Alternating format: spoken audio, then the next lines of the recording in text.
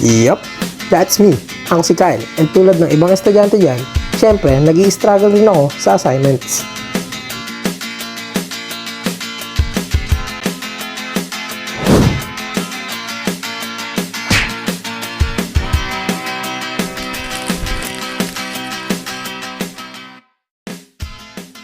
Ano ba yan? Paano ko matatapos to? Homework, research, tapos groupings pa. Ang dami!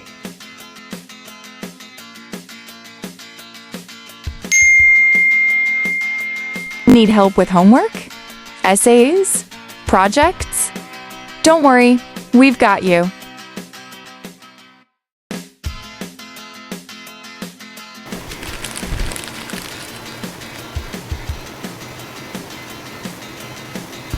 Grabe sa AI, sobrang bilis, sobrang galing. Nagagawa ko na lahat ng assignment ko. So quick, it saves so much of my time. Pero may natutunan ka pa ba?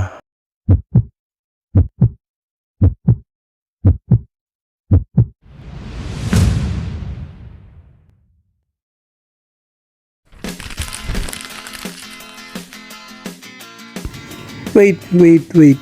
Hala, paano to? That's when I realized na kapag puro AI, nawawala na yung learning and effort. Na para bang, di na ako natututo. Dahil nga, AI na ang gagawa. And to be honest, I'm starting to feel guilty. The main spreaders of false information in the country, an overwhelming majority.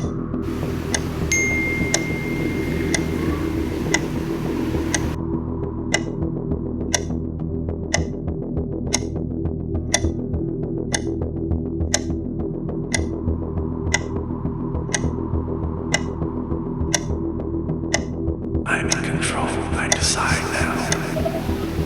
Wait, what?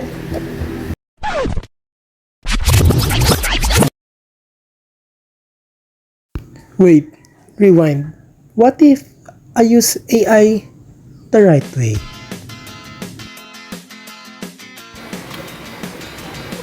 Oh, so ganito pala yun. Okay, nice. Teka, notes ko muna to.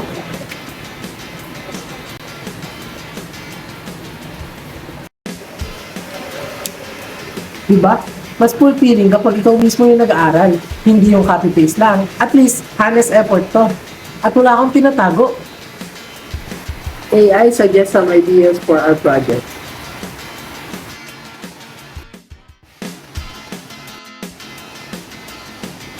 Dito na lang tayo mag-base, pero huwag natin kopyahin lahat. Magdagdag na lang tayo ng sarili natin. Mas masarap tumulong at makikollaborate kapag may malasakit. Hindi lang ginagamit ng AI para gumaan ang trabaho, pero para makagawa ng mas makabuluhan. Sabi ng AI, 1969 daw yung unang taong nakalapag sa mundo. Sure ba to?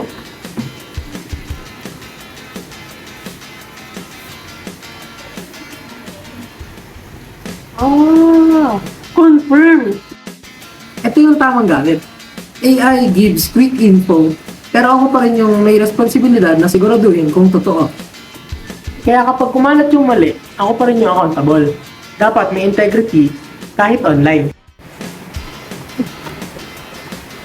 Uy, what's up? Uy, tara dito, upo ka dito.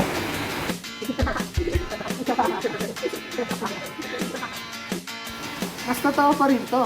Real conversations, real connections. Pwede naman gamitin ng AI to make life easier, pero never to replace kindness, honesty, and real relationships. Kung tama ang gamit, AI can even help us do greater things para sa sarili at para sa iba. AI can be powerful. Kung gagamitin mo siya pang research, makahanap ng kasagutan sa katanungan mo, at mag-improve, don't let it replace your brain. It's not a shortcut, it's a tool. And when I balance AI with real efforts, mas natututo ako. At mas productive pa.